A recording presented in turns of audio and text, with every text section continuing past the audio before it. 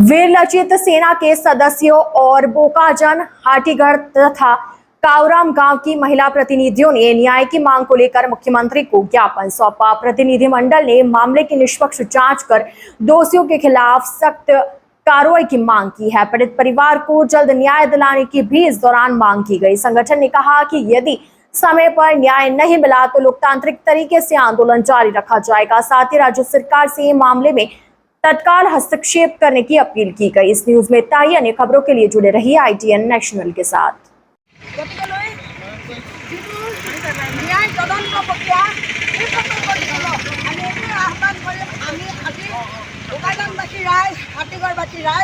আমি ওলাই আহিছোঁ কাৰণ এখন ঘণ্টা অতিক্ৰম হ'বলৈ গৈ আছে। এতিয়ালৈকে আমি কোনো লোকক বৰাদ্দ কৰা আমি এতিয়ালৈকে খবৰ পোৱা নাই। সেয়েহে আমি খবৰ বিচাৰোঁ আপোনালোকৰ চেনেলৰ জৰিয়তে অতি সোনকালে যিসকল দোষী আছিলে, যিসকল কাল্পিত আছিলে, তেওঁলোকক গণজীৱনলৈ গ্ৰেপ্তাৰ কৰি তেওঁলোকৰ উপযুক্ত শাস্তি প্ৰদান কৰিব লাগে।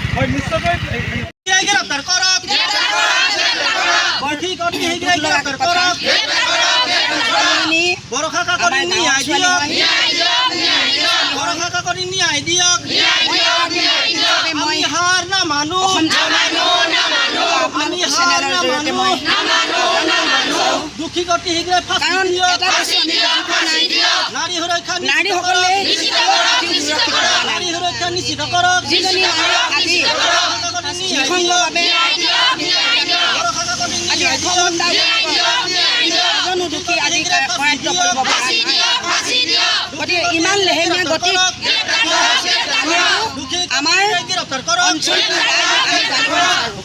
আৰু আমি এতিয়া বৰ্তমান সময়ত আমাৰ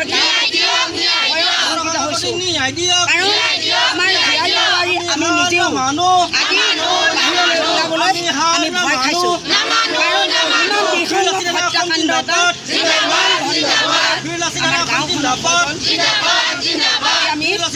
আজি আমি আমাৰ ইমান ওচৰতে আমাৰ পুলিচ প্ৰশাসন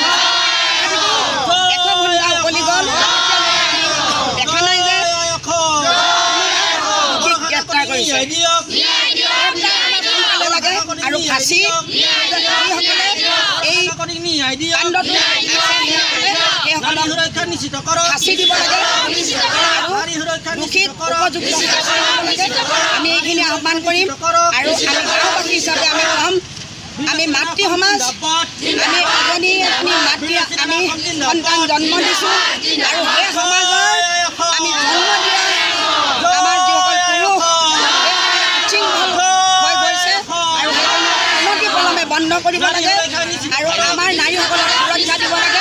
অসম চৰকাৰলৈ আপোনালোকৰ চেনেলৰ জৰিয়তে আমি আহ্বান কৰিম, আমাৰ সমাজৰ নাৰীসকলক সুৰক্ষা লাগে বুলি মই আহ্বান কৰিছোঁ। আৰু যিগৰাকী নাৰী হত্যা হয় তেওঁলোকৰ অতি সোনকালে ফাঁচি দিব লাগে বুলি মই আজি আহ্বান কৰিছোঁ আপোনালোকৰ চেনেলৰ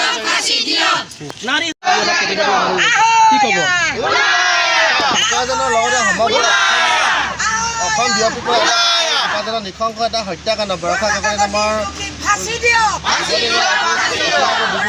ঘৰত আহি পিনি হত্যা কৰি গৈছে। তাৰ পৰিপ্ৰেক্ষিতত আজি 4 দিন উকলি যোৱাৰ পিছতো বিয়াগুম পুলিচ বিভাগে আজিলৈকে এজনো কৰায়ত্ব কৰিব পৰা নাই। সেইটো দুৰ্ভাগ্যজনক কথা।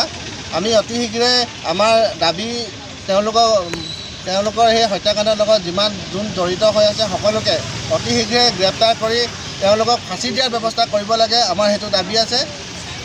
আৰু অনাগত দিনত আপোনালোকৰ দাবীসমূহ যদি পূৰ্ণ নহয় তেতিয়া কি কৰিব? আজি আমি অসম চৰকাৰৰ মুখ্যমন্ত্ৰী মহোদয়লৈকে এখন স্মাৰকপত্ৰ প্ৰেৰণ কৰিছোঁ।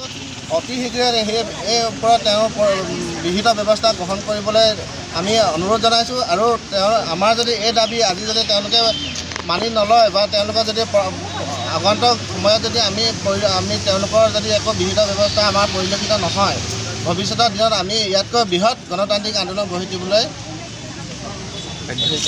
বাধ্য হ'ম।